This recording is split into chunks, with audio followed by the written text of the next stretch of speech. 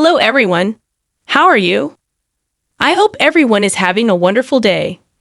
Welcome to my channel General Hospital 24 and new video.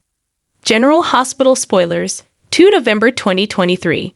From Charlotte making another move against Anna to Trina praising Spencer. Here's what you can expect.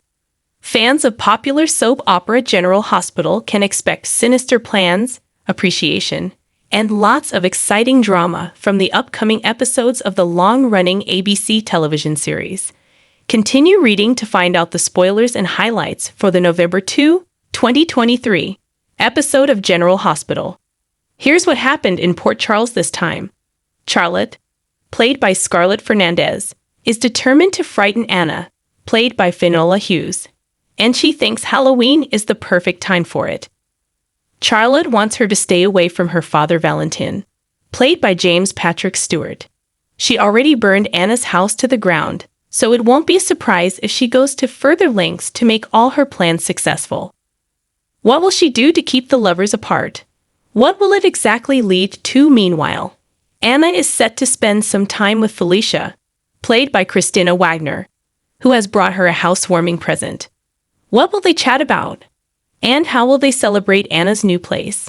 Trina, played by Tabiana Ali, and Spencer, played by Nicholas Alexander Chavez, spent some quality romantic time in New York City, where they even took their relationship to the intimate level. Regardless, they haven't been on the same page lately. When it came to the Cyrus, played by Jeff Kober, situation, he stepped up and proved himself. When Trina is all praises for him, will their equation get better? Will their issues take a backseat because of this? Maxie, played by Kirsten Storms, has some big news to share. Is it related to deception? Is it about Sasha, played by Sophia Matson, continuing as the face of the company? Or is it about some new place she has chosen to reside in? Lastly, Sunny, played by Maurice Bernard, and Michael, played by Chad Duell, have an interesting father-son dynamic. When the former reassures the latter, what is it about? Will Michael's decision to keep the secret of Nina, played by Cynthia Watros, and the SEC mess going to change things between them? Seeing how happy Sunny is in his life and his newly wedded life with Nina has surely been a reason for Michael to ponder. 5 years after our first efforts to restore people's access to medical services in Sinuni District, in Iraq's Ninwa Governorate, Medicine Sans Frontiers, MSF, has handed over our medical activities in the Sinuni General Hospital to the Ninwa Directorate of Health and to another humanitarian organization.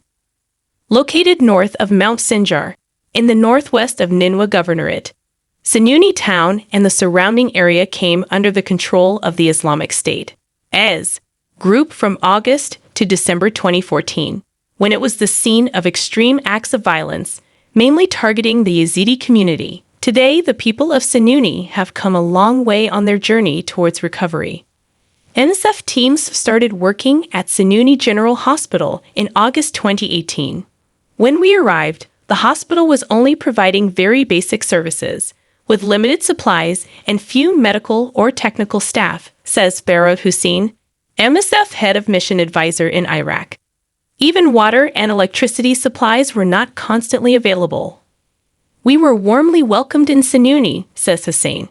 The community already knew us very well, as we were providing our medical services in displacement camps and informal settlements where people from the community had taken shelter in the Kurdistan region. MSF's aim in Sinuni was to restore healthcare services for the local community and for people returning to the area. We started by fully rehabilitating the hospital building and putting in place everything the hospital needed to function smoothly. Next, our team started providing emergency medical care, maternity care, and care for children and newborn babies. Following the end of the battle to retake Sinjar district from the IS group, displaced people started returning to their homes. Having a fully functioning hospital in the area was an incentive for them to return. Displaced people became more confident in coming back home because MSF was there, at a time when no other maternity services were available, says Kalfat Ilyas, MSF midwife supervisor at Sinuni General Hospital. Most former residents of Sinjar region chose to return to Sinuni town because it was relatively undamaged and because security was restored there sooner than elsewhere in the region. When we first set foot in Sinuni in early 2018, the place felt like a ghost town, despite some people having returned there, says Hussein. People rarely ventured out in public, and life seemed to have come to a standstill. People had nothing and could not access anything as businesses and services were not restored. Many people from the Yazidi community suffered immense psychological trauma during the time the region was under its control and while displaced. Recognizing that people in Sinuni required more than just physical healing, MSF introduced comprehensive mental health services. By providing counseling, psychological support, and psychiatric care, our teams addressed these invisible wounds. These activities were carried out both in the hospital and within the community, with MSF health promotion teams raising awareness about mental health care and making sure that local people knew how to access these services. During the 2022 COVID-19 pandemic, we expanded our services by setting up a 7-bed isolation unit to treat patients with mild and moderate forms of the disease and to help stop the virus from spreading, while bringing in essential supplies. MSF entered the picture when the community had nothing, says Elias Musa Ali, a community member and former MSF watchman. During the darkest days of the COVID-19 pandemic, when much-needed personal protective materials were scarce, MSF stepped in with vital supplies. The overall support MSF provided left an indelible mark on Sinuni. Throughout their 5 years in Sinuni, MSF teams also focused on passing on their expertise, building capacity, and investing in the training and professional development of local healthcare professionals.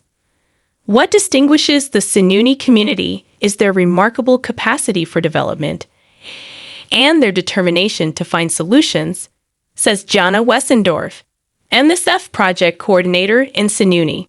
Without their welcoming and close cooperation, it would have been very challenging for us to succeed. I am confident that they can complete the journey, even when confronted with challenges and obstacles in this complex region. This is a resilient community full of hope.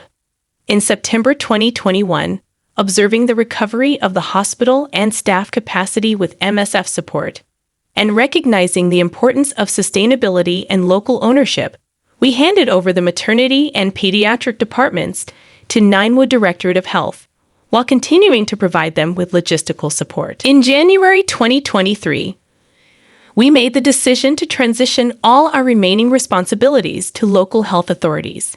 This decision underscores our core principles as an emergency response organization, focused on addressing acute needs following a crisis and restoring healthcare services.